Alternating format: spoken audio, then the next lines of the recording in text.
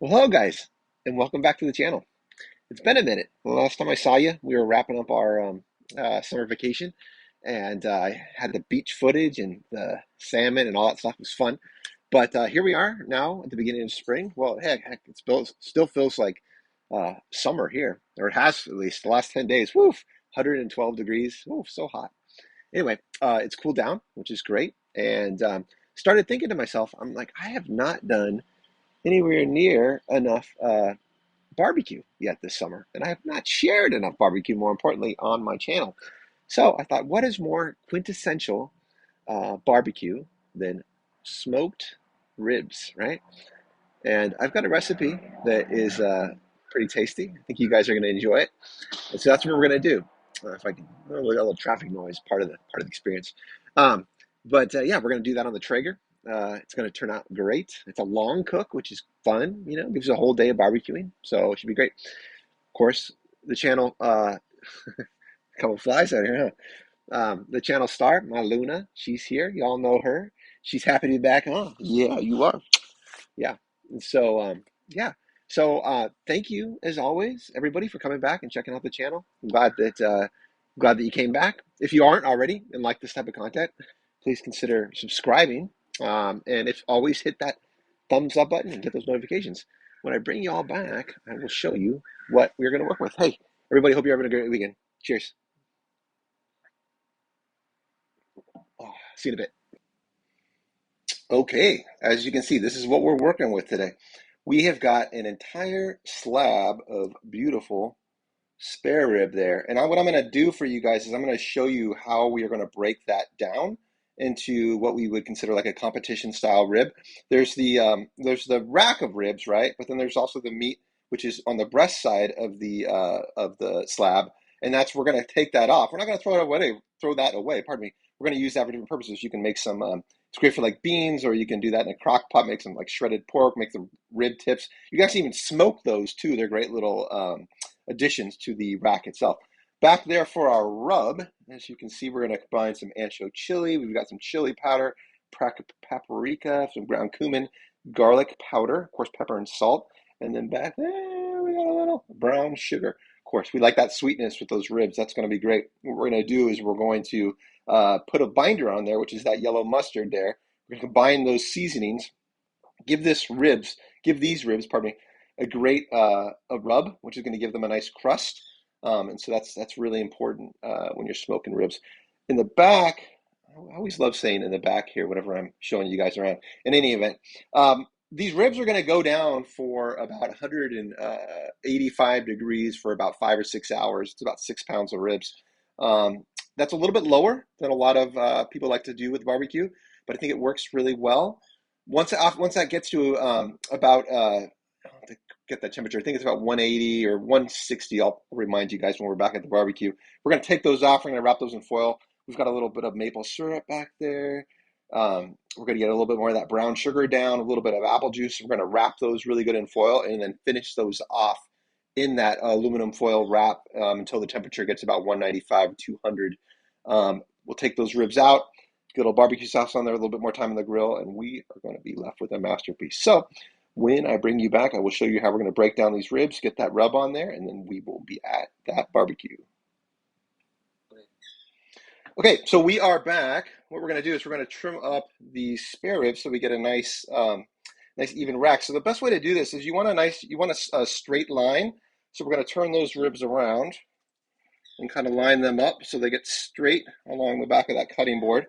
We want to find the about the fourth rib in, and then we'll go up from that. And what we're trying to do here is we're not trying to cut through the bone itself. We're just cutting through that cartilage that's right there. So we shouldn't be hitting any bone, which we're not. Okay. And what we're trying to achieve here is we want just that nice straight line. So now that we've got that started, we can continue down the rack here.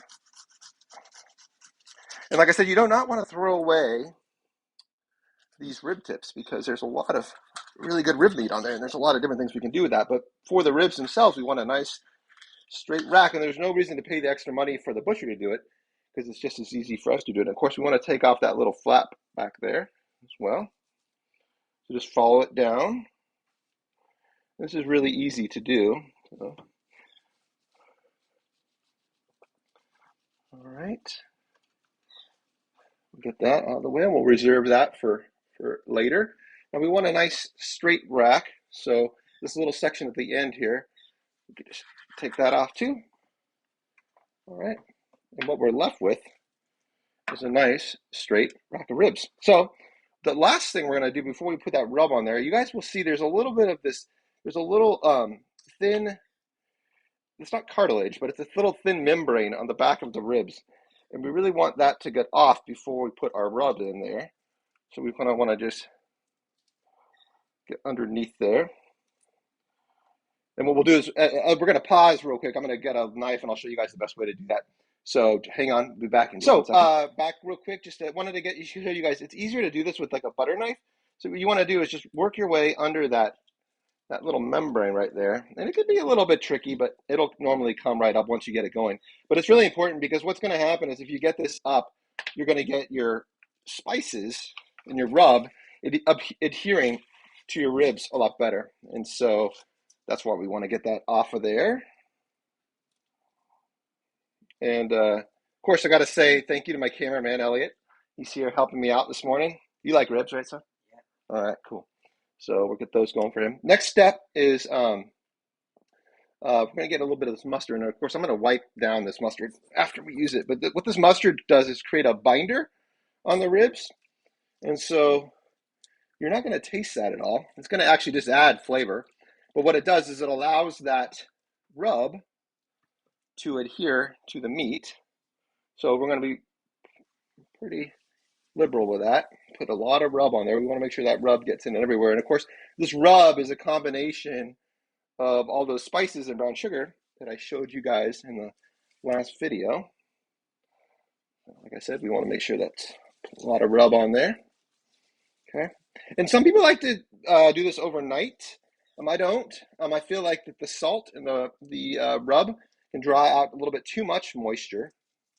And so I like to just let it sit on there maybe a couple hours before as we're getting our Traeger set up. We'll get a little bit more mustard on this side. Okay. All right. And of course, more of that rub. I'm always happy. Okay. You know, and you kind of just got to get in there. I know it's not maybe the most visually pleasing thing to see, but it's really important to just get in there and make sure we get that rub all over our ribs because that's what's going to give us our flavor. And what do you think, Elliot? That looks pretty good, huh? Mm-hmm. All right. Okay, so that's how we do that. When I bring you guys back, we will be out at the Traeger. Be back in a bit. All right, that old girl's fired up. Look at that Traeger go. So what I like to do to get these cooks or this smoke started is I like to get my Traeger up to about 450 to start. Let's cook off any of that old whatever was cooked on the grate the last time around. Get it nice and hot, and then we're going to bring that temperature down, like I mentioned earlier, to the 185, and yeah, and then we're going to get to it. Man, what a beautiful day! It's been so hot here in California the last week or 10 days, and it is so nice to have just a chillax weekend. And honestly, there's nothing better than these smoking days because, you know, it gives you a chance just to hang out of the house. Maybe I'm going to clean up the backyard while this is cooking. You're going to get to smell it all day. Maybe some early afternoon cerveza is always a good thing. And it's just so much fun. It's not just the experience of the end product.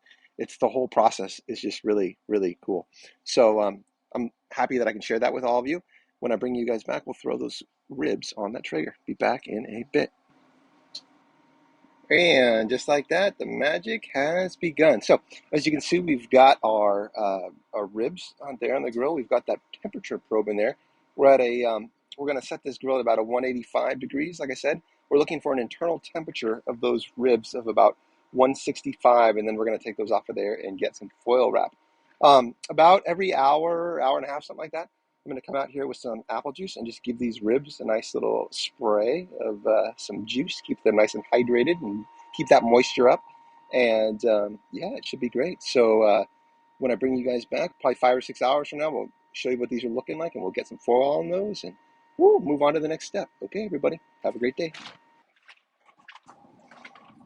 Okay, guys, and we are back. So we've got our ribs at about 165. They've been at the 185 for about 5 or 6 hours now, so they're at the right temperature. So now we're going to move on to getting the foil wrap set up. First thing we're going to want to do that is we got some butter here. We'll lay that down. And I would say that it's really important to not skimp out on the foil. You don't want this to leak, so it's better to have more than you think you're going to need, so we can contain all that wonder, that goodness in there. So we got to get some brown sugar down there. Let's get some of that down. All right. Once again, you can be pretty liberal with that. It's just going to make some very tasty goodness in there. And now we've got our maple syrup. Okay. Get some of that down. All right. Let me grab those ribs. I'm going to leave the temperature probe in there because we're going to want to continue to monitor that temperature. But hold on one second. I'll grab those for us. Oh, yeah. Oh, man. These look great. All right. We're going to lay those top side down. Okay. Right onto there like that. Woo, buddy. All right. Move this over here for a second.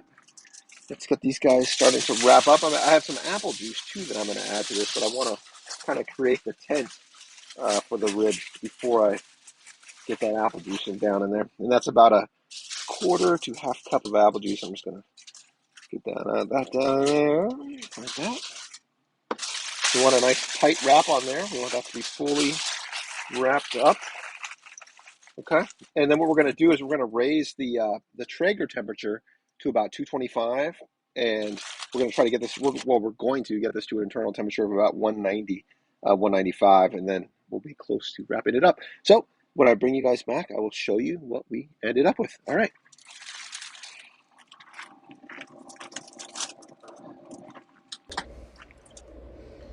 All right, guys. Whoa, we have pulled these off the grill, and man, oh man, I don't know if you guys can see it, but the meat is all pulled away from the bone, which is exactly what we wanted.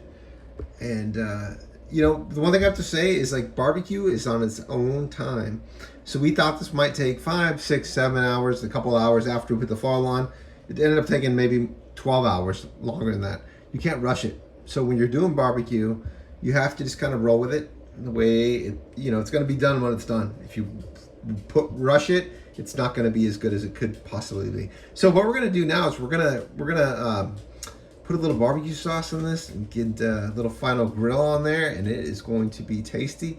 When I come back, I will show you guys that big bite and what we ended up with. Be back in a bit. All right, guys, here we go. As you can see, we've got some beautiful ribs there, right? So tender, like that. It's cut, like, oh, no problem. But hey, we always say it's like it looks good, but we don't ever know it's that big bite. So let's go in here and see what we got going on. And,